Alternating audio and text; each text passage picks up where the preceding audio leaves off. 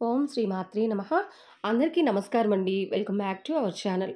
ఈ వీడియోలో 2025 సంవత్సరంలో నాగుల పంచమి ఎప్పుడు, ఏ తేదీన వచ్చింది, పంచమి తిథి ఎప్పటి నుంచి ఎప్పటి వరకు ఉంటుంది, నాగదేవతకు పుట్టలో పాలు ఏ సమయంలో పోయాలి, పూజ ఏ సమయంలో చేయాలి, ఇలాంటి అన్ని విషయాల గురించి ఈ వీడియోలో తెలుసుకుందామండి. వీడియోని ఎక్కడా కూడా స్కిప్ చేయకుండా చూడండి. ఎవరైనా కొత్తగా చూస్తుంటే ఛానల్ని సబ్స్క్రైబ్ చేసుకోండి, అలాగే లైక్ చేయండి. శ్రావణ మాసంలో శుక్లపక్షంలో వచ్చే పంచమిని నాగపంచమి లేదా నాగుల పంచమిగా హిందువులు జరుపుకుంటారండి. స్కాంద పురాణంలో నాగపంచమి విశిష్టతను సాక్షాత్తు ఆ పరమశివుడే పార్వతీదేవికి వివరించినట్లుగా పురాణాల్లో చెప్పబడింది. ఈ పంచమి రోజున నాగులని పూజించి గోధుమలతో చేసిన పాయసాన్ని నైవేద్యంగా సమర్పిస్తారు.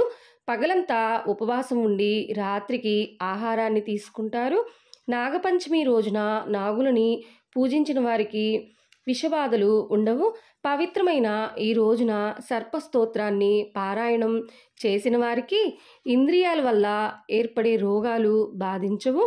సంతానం లేని దంపతులు నాగపూజ చేస్తే వంశాభివృద్ధి కలిగి కార్యసిద్ధి కలుగుతుందండి. కాలసర్ప దోషాలు, నాగదోషాలు తొలగిపోతాయి.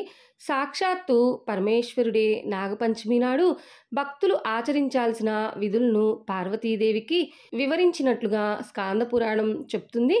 శివుని మెడలో ఆభరణంగా ఉండే నాగేంద్రుణ్ణి పూజించటం హిందువుల ఆచారం.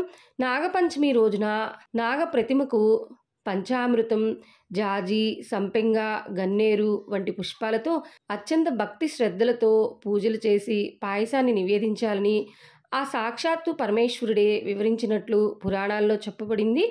నాగుల చవితి మాదిరిగానే నాగపంచమి రోజు కూడా నాగదేవతను పూజించి పుట్టలో పాలు పోస్తారు.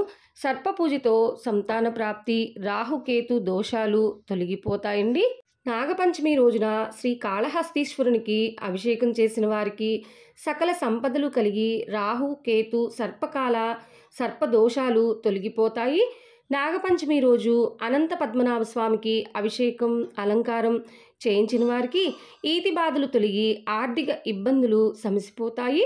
యమునా నదిలో శ్రీకృష్ణుడు కాళీయమర్దనం చేసిన రోజునే నాగపంచమిగాను గరుడ పంచమిగాను జరుపుకుంటారని ఆధ్యాత్మిక పురాణాల్లో చెప్పబడిందండి. నాగపంచమి రోజున పుట్టకు పూజలు చేసి పాలు పోస్తారు. నాగదేవతలకు నీరు, పాలు, పసుపు, కుంకుమలతో అభిషేకం చేస్తారు. పసుపు రంగు దారాలను చేతికి కట్టుకుంటారు. కొందరు నాగదేవత బొమ్మలను తయారు చేసి పూజలనేవి చేస్తూ ఉంటారు. ఈ రోజున మట్టి తవ్వటం, చెట్లను నరకడం చేయకూడదని పెద్దలు సూచించారు.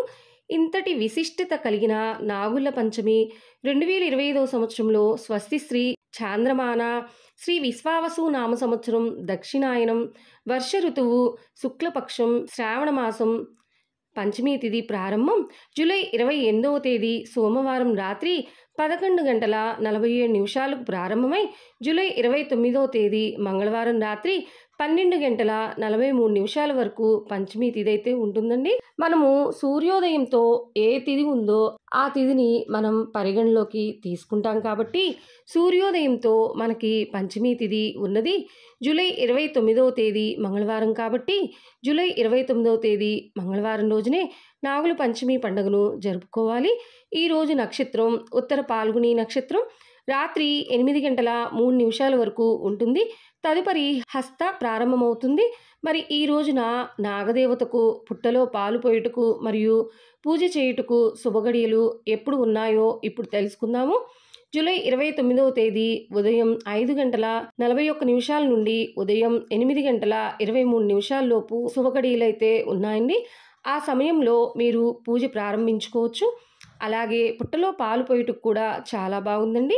ఇంతేనండి ఇవాళ వీడియో నచ్చినట్లయితే లైక్ చేయండి, అలాగే వీడియోని షేర్ చేయండి. ఇలాంటి ఎన్నో ఆధ్యాత్మికమైన విషయాలు తెలుసుకోవడం కోసం మన ఛానల్ని సబ్స్క్రైబ్ చేసుకోండి. Thank you for watching.